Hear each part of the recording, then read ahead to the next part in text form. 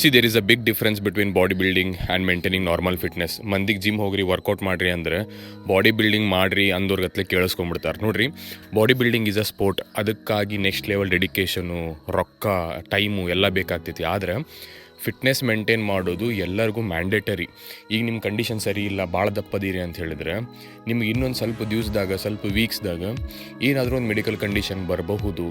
ಏನು ಎಕ್ಸ್ಪೆಕ್ಟ್ ಮಾಡಿರಂಗಿಲ್ಲ ಅಂಥವೆಲ್ಲ ಆಗಬಹುದು. ಅವೆಲ್ಲ ಆಗಬಾರ್ದು. ನಿಮ್ಮ ಮೇಲೆ ನಿಮ್ಮ ಫ್ಯಾಮಿಲಿ ಡಿಪೆಂಡೆಂಟ್ ಐತಿ, ನಿಮ್ಮ ಜೀವನ ನಿಮಗೆ ಇಂಪಾರ್ಟೆಂಟ್ ಅಂತ ಹೇಳಿದ್ರೆ ನಿಮ್ಮ ಸಿಕ್ಸ್ ಪ್ಯಾಕ್ ಆ್ಯಪ್ಸ್ ಬೇಡ, ದೊಡ್ಡ ದೊಡ್ಡ ಮಸಲ್ಸ್ ಕಾಣೋದು ಬೇಕಾಗಿಲ್ಲ. ಜಸ್ಟ್ ಬೆಳ್ಳಿ ಕಡೆ ಇರೋ ಫ್ಯಾಟನ್ನ ಕಡಿಮೆ ಮಾಡಿರಿ, ಒಂದು ಸ್ವಲ್ಪ ಲೀನಾಗಿರ್ರಿ. ಇಷ್ಟು ಮಾಡಿದರೆ ನಿಮ್ಮದು ಫ್ಯೂಚರು ಸೆಕ್ಯೂರ್ ಆಗ್ತೈತಿ, ಒಂದು ರೇಂಜಿಗೆ ಹೆಲ್ದಿ ಆಗ್ತೀರಿ. ವಿಡಿಯೋ ಶೂಟ್ ಮಾಡಿ ನಾನು ಜಿಮ್ಮಿಗೆ ಓಡಿ ಬಂದೆ. ಇವತ್ತು ನಮ್ಮದು ಪುಷ್ ವರ್ಕೌಟ್ ಇತ್ತು, ಚೆಸ್ಟ್, ಶೋಲ್ಡರ್, ಟ್ರೈಸೆಪ್ಸ್. ಅದಕ್ಕಂತೇಳಿ ಬೇಸಿಕ್ ವಾರ್ಮಪ್ಸ್ ಮಾಡಿ ನಾನು ಇನ್ಕ್ಲೈನ್ ಬೆಂಚ್ ಪ್ರೆಸ್ ಮಷೀನ್ ಐತಲ್ಲ ಅದನ್ನು ಕರೆಕ್ಟಾಗಿ ನನಗೆ ಸೆಟ್ ಆಗೋವಂಗೆ ಸೆಟಪ್ ಮಾಡಿಕೊಂಡೆ. ಈಗ ಇದ್ರಾಗ ನಾನು ಮಾಡ್ತಿರೋದು ವಾರ್ಮಪ್ ಸೆಟ್ ಅಂದರೆ ಲೈಟ್ ವೇಟ್ ತೊಗೊಂಡು ನೀವು ಒಂದು 10 to 15 ರೆಪಿಟೇಷನ್ ಪರ್ಫಾರ್ಮ್ ಮಾಡಿ ಲೈಕ್ ಆ ಮೂಮೆಂಟನ್ನು ಫೀಲ್ ಮಾಡಬೇಕು. ಓಕೆ, ಹೆಂಗೆ ಆಗತೈತಿ, ಸರಿ ಆಗತ್ತಿತ್ತೋ ಇಲ್ಲೋ, ಕಂಫರ್ಟೇಬಲ್ ಆಗತ್ತಿತ್ತೋ ಇಲ್ಲೋ ನೋಡಿಕೊಂಡು ನಿಮ್ಮ ತಕ್ಕಂಗೆ ಮತ್ತೇನಾದರೂ ಅಡ್ಜಸ್ಟ್ಮೆಂಟ್ ಮಾಡ್ಕೊಳ್ಳೋದಿದ್ರೆ ಆ ಮಷಿನ್ ಒಳಗೆ ಅಡ್ಜಸ್ಟ್ಮೆಂಟ್ ಮಾಡಿಕೊಂಡು ಆಮೇಲೆ ಸ್ವಲ್ಪ ಹೆವಿಯರ್ ಲೋಡ್ಸ್ ಕಡೆ ಹೋಗ್ರಿ. ಫಸ್ಟ್ ವರ್ಕಿಂಗ್ ಸೆಟ್ ವೇಟ್ ಜಾಸ್ತಿ ಹಾಕೀನಿ.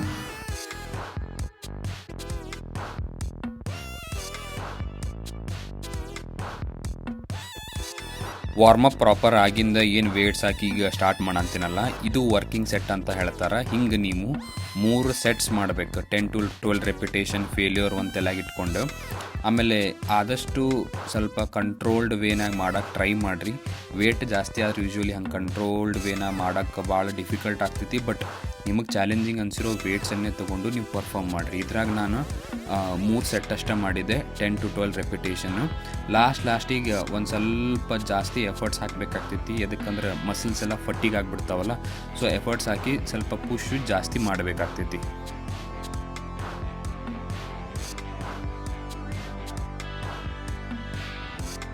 ಇನ್ಕ್ಲೈನ್ ಬೆಂಚ್ ಪ್ರೆಸ್ ಆಗಿಂದ ನಾವು ಮಾಡ್ತಿರೋದು ಫ್ಲ್ಯಾಟ್ ಮಷೀನ್ ಬೆಂಚ್ ಪ್ರೆಸ್ಸು. ಇದು ಸೇಮ್ ಎಲ್ಲರಿಗೂ ಒಂದು ಸೈಜ್ ಫಿಟ್ ಆಗಂಗಿಲ್ಲ. ನಿಮ್ಮ ತಕ್ಕಂಗೆ ನೀವು ಮಷೀನನ್ನು ಅಡ್ಜಸ್ಟ್ ಮಾಡ್ಕೋಬೇಕಾಗ್ತೈತಿ, ಹಿಂದೆ ಮುಂದೆ ಸರಿಬೇಕಾಗ್ತೈತಿ. ಫಸ್ಟ್ ಅವೆಲ್ಲ ಅಡ್ಜಸ್ಟ್ಮೆಂಟ್ ಮಾಡಿಕೊಂಡು ನಿಮಗೆ ಕಂಫರ್ಟೇಬಲ್ ಫೀಲ್ ಆತಂದಮೇಲೆ ಅವಾಗಷ್ಟೇ ವೇಟ್ಸ್ ಜಾಸ್ತಿ ಹಾಕಿ ಎಕ್ಸಸೈಸ್ ಪರ್ಫಾರ್ಮ್ ಮಾಡಿರಿ. ಇಲ್ಲ ಅಂದರೆ ಫ್ರೀ ವೇಟ್ಸು, ಡಂಬಲ್ಸ್ ಏನದಾವಲ್ಲ ಇದ್ರ ಕಡೆ ಹೋಗೋದು will be A better choice. ನಾನು ಇದ್ರಾಗ ವೇಟ್ಸ್ ಹಾಕಿದೆ. ವೇಟ್ಸ್ ಹಾಕಿದ ಕೂಡಲೇ ಈ ಎಕ್ಸಸೈಸ್ ಮಾಡೋಬೇಕಾದ್ರೆ ಈ ಮಷಿನ್ ಹೆಂಗೈತಲ್ಲ ಅಷ್ಟು ಪರ್ಫೆಕ್ಟಾಗಿ ಬೀಳಂಗಿಲ್ಲ. ಸ್ವಲ್ಪ ಜಾಸ್ತಿ ಹೆಂಗಂದ್ರೆ ಲೋಡ್ ಶೋಲ್ಡರ್ ಮ್ಯಾಗೆ ಬಂದುಬಿಡ್ತೈತಿ ಚೆಸ್ಟ್ಕಿನ್ನ. ಸೊ ಬೇರೆ ಮಷೀನ್ಸ್ ಸ್ವಲ್ಪ ಚಲೋ ಇರೋದು ನಿಮ್ಮ ಜಿಮ್ನಾಗಿದ್ದರೆ ಅದ್ರಾಗ ಪರ್ಫಾರ್ಮ್ ಮಾಡೋಕೆ ಟ್ರೈ ಮಾಡಿರಿ. ಇಲ್ಲ ಈ ಥರ ಮಷೀನ್ಸೇ ಇಲ್ಲ ಅಂತ ಹೇಳಿದ್ರೆ ಸುಮ್ಮನೆ ಹೋಗಿ ಡಂಬಲ್ಸ್ ತೊಗೋರಿ. Dumbbells R the best. But last video ಒಳಗೆ ಡಂಬಲ್ಸ್ ತೋರಿಸಿದ್ದೆ. ಈ ಸತ ನಿಮಗೆ ಮಷೀನ್ ತೋರಿಸ್ಬೇಕಂತೇಳಿ ನಾನು ಇದ್ರಾಗ ಮಷೀನ್ದ ಪರ್ಫಾರ್ಮ್ ಮಾಡಿದ್ದೆ. ಇದು ಸೇಮ್ ನೀವು 3 ಸೆಟ್ಸ್ ಮಾಡಬೇಕು, 10 to 12 ರೆಪಿಟೇಷನ್. ಆದಷ್ಟು ಸ್ವಲ್ಪ ಫೇಲ್ಯೂರ್ ತನಕ ಪುಷ್ ಮಾಡೋಕ್ಕೆ ಯಾವಾಗ್ಲೂ ಟ್ರೈ ಮಾಡ್ತಿರ್ರಿ. ಅಲ್ಲೇ ನಿಮ್ಮದು ಮಸಲ್ ಗ್ರೋತ್ ಆಗೋದು. ನೀವು ಫುಲ್ ಎಫರ್ಟ್ಸ್ ಹಾಕಲಿಲ್ಲಪ್ಪ, ಲೈಟ್ ವೇಟ್ಸ್ ತೊಗೊಂಡು ಕೂಡಾತ್ರಿ ಅಂದರೆ ಅಷ್ಟು ಆಪ್ಟಿಮಮ್ ಗ್ರೋತು ನಿಮ್ಗೆ ಅದ್ರಾಗ ಕಾಣಬರುವುದಿಲ್ಲ. So always try to push till failure.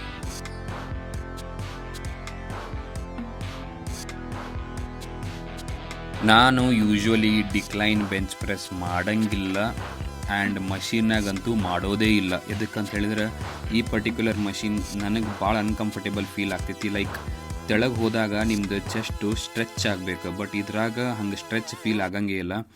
But ಬಿಗಿನರ್ಸಿಗೆ ನಡಿತೈತಿ, ಮಾಡ್ಬೋದು. ಬಟ್ ನನಗೆ ಅಷ್ಟು ಸೆಟ್ ಆಗೋದಿಲ್ಲ. ನಿಮ್ಮದು ಬಾಡಿ ಸ್ಟ್ರಕ್ಚರ್ ಪ್ರಕಾರ ನಿಮ್ಗೇನಾದರೂ ಸೆಟ್ ಆತಂದ್ರೆ ಮಷೀನ್ಸ್ನ ಪರ್ಫಾರ್ಮ್ ಮಾಡಿರಿ. ಇಲ್ಲ ಅಂತ ಹೇಳಿದ್ರೆ ಆಗಲ್ಲೇ ಹೇಳ್ದಂಗೆ ಡಂಬಲ್ಸ್ ಬೆಸ್ಟ್. ಬೆಂಚನ್ನು ಡಿಕ್ಲೈನ್ ಮಾಡಿಕೊಂಡು ಡಂಬಲ್ಸ್ ತೊಗೊಂಡು ಡಿಕ್ಲೈನ್ ಬೆಂಚ್ ಪ್ರೆಸ್ಸನ್ನು ನೀವು ಪರ್ಫಾರ್ಮ್ ಮಾಡ್ಬೋದು. ಆಮೇಲೆ ಇದ್ರ ಬದಲಿ ನೀವು ಅಲ್ಟರ್ನೇಟಿವ್ ಅಂತ ಹೇಳಿದರೆ ಡಬಲ್ ಬಾರ್ ಬರ್ತೈತಲ್ಲ, ಡಬಲ್ ಬಾರ್ನು ಪರ್ಫಾರ್ಮ್ ಮಾಡ್ಬೋದು ಚೆಸ್ಟ್ ಫೋಕಸ್ಡ್ ಇಟ್ಕೊಂಡು. ಅದು ನಿಮ್ಮ ಲೋವರ್ ಚೆಸ್ಟಿಗೆ ಹೆಲ್ಪ್ ಮಾಡ್ತೈತಿ. ಅದ್ರದ್ದು ಅಲ್ಟರ್ನೇಟಿವ್ ಅಂತ ಹೇಳಿದರೆ ಮತ್ತು ಕೇಬಲ್ ಫ್ಲೈಸ್ ಬರ್ತೈತಲ್ಲ, ಹೈ ಟು ಲೋ ಮಾಡಿದರೆ ಅದು ನಿಮ್ಮ ಲೋವರ್ ಚೆಸ್ಟ್ ಟಾರ್ಗೆಟ್ ಮಾಡ್ತೈತಿ. ಇದು ನಿಮಗಿದು ಮಷೀನ್ ಹೊಸದು ಅನ್ನಿಸ್ತಿರ್ಬೋದು.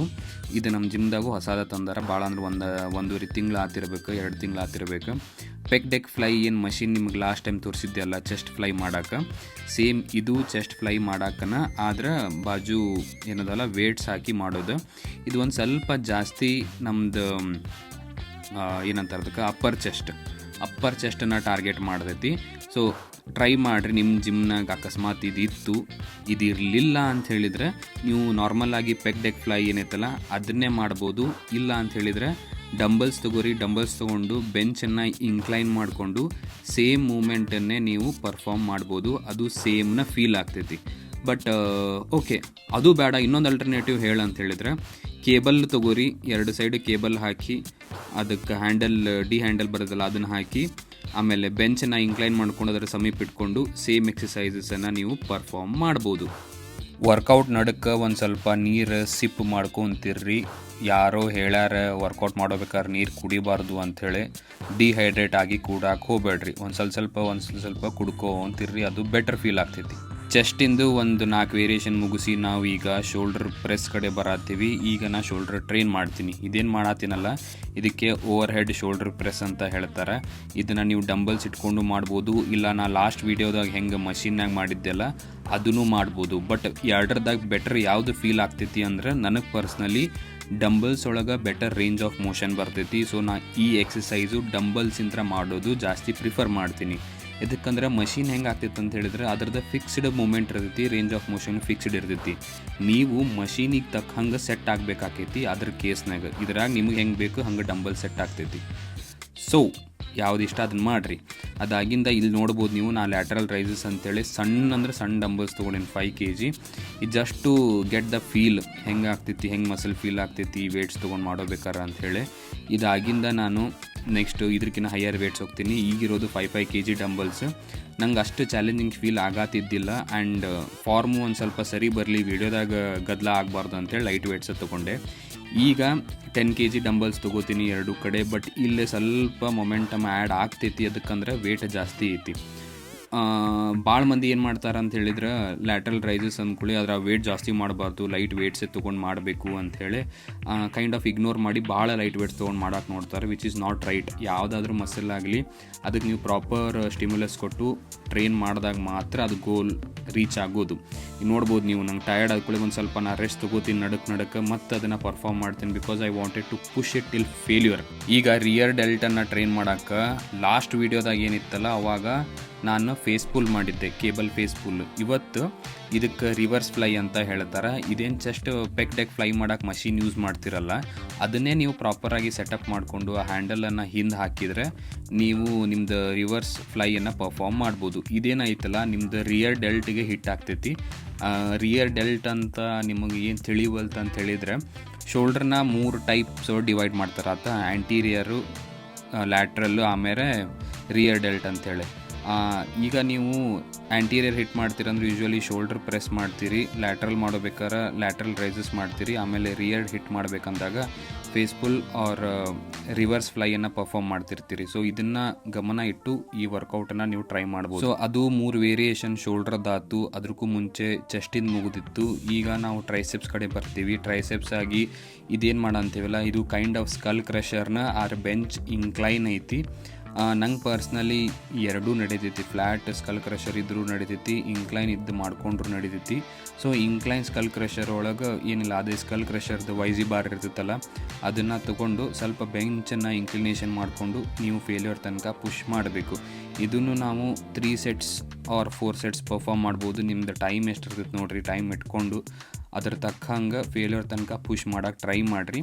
ಇದು ನಾನು 3 ಸೆಟ್ಸೇ ಮಾಡಿದೆ. 10 to 12 ರೆಪಿಟೇಷನ್ನು ಮಾಡಿ ಅದರ ನಡು ಒಂದು ಎಕ್ಸ್ಟ್ರಾ 10 ರೆಪಿಟೇಷನ್ ನಮ್ಮ ಸುದೀಪ್ ಏನದಲ್ಲ ಹಿಂದೆ ಒಂದು ಹೆಲ್ಪ್ ತೊಗೊಂಡು ಎಕ್ಸ್ಟ್ರಾ 5 ರೆಪಿಟೇಷನ್ನು 10 ರೆಪಿಟೇಷನ್ನು ಈ ಥರ ಪುಷ್ ಮಾಡಿದೆ. ಅಂಡ್ ಅದು ಹೆಂಗಂದ್ರೆ ಫೇಲ್ಯೂರ್ ತನಕ ಪುಷ್ ಮಾಡ್ತಿರಲ್ಲ ಆವಾಗ ಒಂದು ಸ್ವಲ್ಪ ಬರ್ನಿಂಗ್ ಸೆನ್ಸೇಷನ್ ಫೀಲ್ ಆಗ್ತೈತಿ. ಅದಕ್ಕಂದ್ರೆ ಮಸಲ್ಸ್ನಾಗ ಅಲ್ಲಿ lactic acid build up ಆಗ್ತಿರ್ತೈತಿ.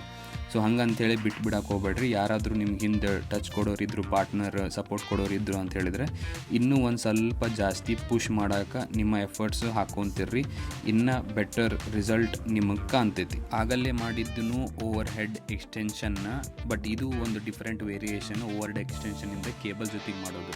So cable ಒಳಗೆ ಯೂಶ್ವಲಿ ಫ್ರೀ ವೇಟ್ಸ್ಕಿನ್ನ ಬಾರ್ಬಲ್ಕಿನ್ನ ಜಾಸ್ತಿ ಫೀಲ್ ಆಗ್ತೈತಿ. ಅದಕ್ಕಂದ್ರೆ ಇದ್ರಾಗ ನಿಮ್ದು ಏನು ಟೆನ್ಷನ್ ಬೀಳ್ತಿರ್ತಲ್ಲ ಮಸಲ್ ಮೇಲೆ, ಅದು ಕಂಟಿನ್ಯೂಸ್ ಆಗಿರ್ತೈತಿ.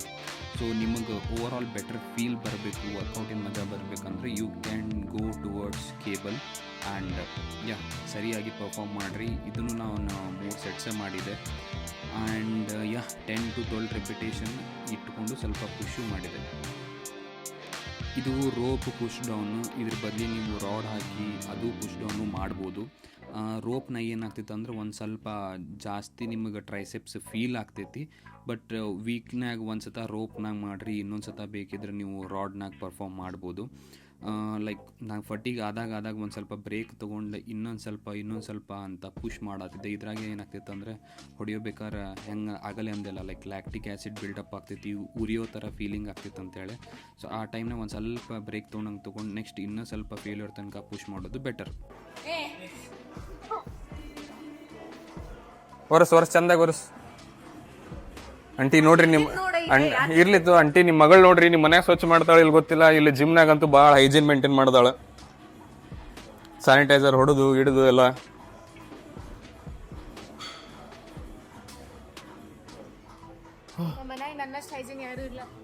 ಸುಮ್ಮ ಹೇಳೋದು ನಿಮ್ಮ ಮನ್ಯಾಗ ನಿನ್ನಷ್ಟು ಹೈಜೀನ್ ಯಾರಿಲ್ಲನ. ತೋರಿಸ್ ನಿಮ್ಮ ಮಮ್ಮಿಗೆ ತೋರಿಸಿದೆ ವಿಡಿಯೋ. ಅಂಟಿ ನೋಡ್ರಿ ಏಕೆನ ಏನನ್ನಾತಾಳ ಅಂತೇಳಿ, ಕರೆನೋ ಸುಳ್ಳು ಅಂಟಿ ಕಮೆಂಟ್ ಮಾಡ್ರಿ ಅಂತೇನ. ಭಾಳಷ್ಟು ವೀಕ್ಸ್ ಆಗಿತ್ತು ನಾವು ಆ್ಯಪ್ಸ್ ಪರ್ಫಾರ್ಮ್ ಮಾಡಿದ್ದಿಲ್ಲ. ಎದಕ್ಕೆ ಮಾಡಿದ್ದಿಲ್ಲ ಅಂದರೆ ಮೇನ್ ರೀಸನ್ನು ಕರೆಕ್ಟಾಗಿ ಟೈಮ್ ಸೆಟ್ ಆಗತ್ತಿದ್ದಿಲ್ಲ. ಜಿಮ್ಮಿಗೆ ಬರೋದು ಲೇಟ್, ಬಂದ ಮೇಲೆ ವಾರ್ಮಪ್ ಆಯ್ತು, ಅದಾಯ್ತು, ಮಾತಾಡೋದಾಯ್ತು, ಆಮೇಲೆ ಮತ್ತಿದು ವೀಡಿಯೋ ಒಂದು ಮಾಡ್ಕೊಂಡು ನಿಂದಿರೋದು. ಇದ್ರಾಗ ಏನಾಗತ್ತೆ ಬಿಡ್ತಂದ್ರೆ ಟೈಮ್ ಭಾಳ ವೇಸ್ಟ್ ಆಗುತ್ತೆ. ಸಮ್ದು ಆ್ಯಪ್ಸ್ ಮಾಡೋಕ್ಕಾಗಿರಲಿಲ್ಲ, but I am trying to work on that. ಈಗ ಪ್ರಾಪರಾಗಿ ರೂಟೀನ್ ಮಾಡ್ಕೊಳ್ಬೇಕು. ರೂಟೀನ್ ಮಾಡ್ಕೊಳ್ಳಿಲ್ಲ ಅಂದ್ರೆ ಇದೇನು ಬಲ್ಕಿಂಗ್ ಅನ್ನೋ ಪ್ಲ್ಯಾನ್ ಮಾಡೇನಿಲ್ಲ. ಬಲ್ಕಿಂಗ್ ಒಂದು ದಿನ, 1 ತಿಂಗಳು, 1 ವರ್ಷವೂ ಆಗಂಗಿಲ್ಲ. ಅದಕ್ಕೆ ಪ್ರಾಪರಾಗಿ ರೂಟೀನ್ನ ಬಿಲ್ಡ್ ಮಾಡ್ಕೋಬೇಕು. ರೂಟೀನ್ ಬಿಲ್ಡ್ ಮಾಡಲಿಲ್ಲ ಅಂದರೆ ಇದು ಏನು ಶಾರ್ಟ್ ಫಾರ್ಮ್ ಕಂಟೆಂಟ್ ಇನ್ಸ್ಟಾಗ್ರಾಮ್ ಒಳಗಾಯ್ತು, ಲಾಂಗ್ ಫಾರ್ಮ್ ಕಂಟೆಂಟ್ ಏನು ಯೂಟ್ಯೂಬ್ ಒಳಗೆ ಆಗ್ತಲ್ಲ, ಇವೆಲ್ಲ ಹಾಕೋದು ಭಾಳ ಡಿಫಿಕಲ್ಟ್ ಆಗಿಬಿಡ್ತೈತಿ. ಸೊ ಪ್ರಾಪರ್ ರೂಟೀನ್ ಅಂದರೆ ಒಂದು ಡಿಸಿಪ್ಲಿನ್ ಆಗಿ ಓಕೆ ಈ ಟೈಮ್ದಾಗ ಈ ಕೆಲಸ ಮುಗಿಸ್ಕೋಬೇಕು, ನೆಕ್ಸ್ಟ್ ಈ ಟೈಮ್ನಿಂದ ಈ ಟೈಮ್ ಬ್ರೇಕ್ಫಾಸ್ಟ್ ಮುಗಿಸ್ಕೋಬೇಕು, ಕ್ಲೈಂಟ್ ಕಾಲ್ಸ್ ಎಷ್ಟುದ್ರೊಳಗೆ ತೊಗೊಂಡು ಮುಗಿಸ್ಕೋಬೇಕು, ಪ್ಲ್ಯಾನ್ಸ್ ಯಾವಾಗ ಮಾಡಬೇಕು, ಆಮೇಲೆ ಪ್ರೋಗ್ರೆಸ್ ಅಪ್ಡೇಟ್ಸ್ ಆಯ್ತು, ಕನ್ಸಲ್ಟೇಷನ್ ಕಾಲ್ಸ್ ಆಯ್ತು ಯಾವಾಗ ಮಾಡಬೇಕು ಅನ್ನೋದು ಪ್ರಾಪರ್ ಡಿಸಿಪ್ಲಿನ್ ಅಂತ ಮಾಡಿಂದ ಒಂದು ರೂಟೀನ್ ಸೆಟ್ ಆಗ್ತದೆ. ಆಮೇಲೆ ಪ್ರಾಪರಾಗಿ ಫೋಕಸ್ ಮಾಡಿ ಮಾಡ್ಬೋದು. ರೂಟೀನೇ ಇಲ್ಲ ಅಂತ ಹೇಳಿದರೆ ಏನಂತಾರಲ್ಲ, ಯಾವ ಕೆಲಸ ಯಾವಾಗ ಮಾಡಬೇಕು, ಏನು ಮಾಡಬೇಕು ಅನ್ನೋದೆಲ್ಲ ಮೆಸ್ಡ್ ಅಪ್ ಆಗಿಬಿಡ್ತೈತಿ. ಸೊ ನಾ ಪರ್ಟಿಕ್ಯುಲರ್ಲಿ ಹೆಂಗದೇನಂದ್ರೆ ನಾನು ಕಂಪ್ಲೀಟ್ಲಿ ವರ್ಕ್ ಆಗೋದು ರೂಟೀನ್ ಮೇಲೇನು. ಈ ಟೈಮ್ನಾಗ ಈ ಕೆಲಸ ಆಗಬೇಕು ಅಂತ ಹೇಳಿದ್ರೆ ಆ ಟೈಮ್ನಾಗ ಆ ಕೆಲಸ ಆಗಬೇಕು.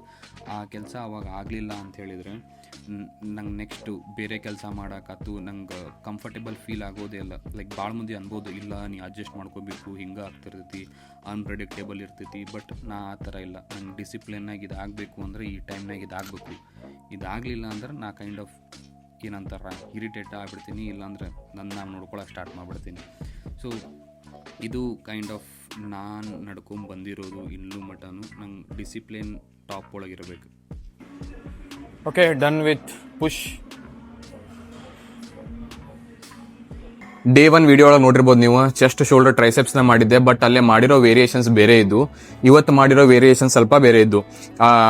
ಫಸ್ಟ್ ಡೇ ಏನಿತ್ತಲ್ಲ ಅದ್ರಾಗ ಭಾಳಷ್ಟು ನಾನು ಡಂಬಲ್ಸ್ ಯೂಸ್ ಮಾಡ್ಕೊಂಡು ಮಾಡಿದ್ದೆ, ಪೆಕ್ಡೆಕ್ ಮಷೀನ್ ಯೂಸ್ ಮಾಡಿದ್ದೆ. ಬಟ್ ಈ ಸತ ಚೆಸ್ಟ್ ಮಷೀನ್ಸ್ ಯೂಸ್ ಮಾಡಿದ್ದೆ. ಆಮೇಲೆ ರಿವರ್ಸ್ ಪೆಕ್ಡೆಕ್ ಅದೇನು ಫ್ಲೈ ಮಷೀನ್ ಇರುತ್ತಲ್ಲ ಅದ್ರಾಗ ರಿವರ್ಸ್ ಮಾಡಿದೆ. ಹಂಗೆ ಬೇರೆ ಬೇರೆ ಸ್ವಲ್ಪ ವೇರಿಯೇಷನ್ ಚೇಂಜ್ ಐತಿ. ಸೊ ನಿಮ್ಗೆ ಅದು ಕಂಫರ್ಟೇಬಲ್ ಇದ್ರೆ ಅದನ್ನು ಫಾಲೋ ಮಾಡ್ಬೋದು, ಇದನ್ನು ಕಂಫರ್ಟೇಬಲ್ ಇದ್ದು ಇದನ್ನು ಫಾಲೋ ಮಾಡ್ಬೋದು.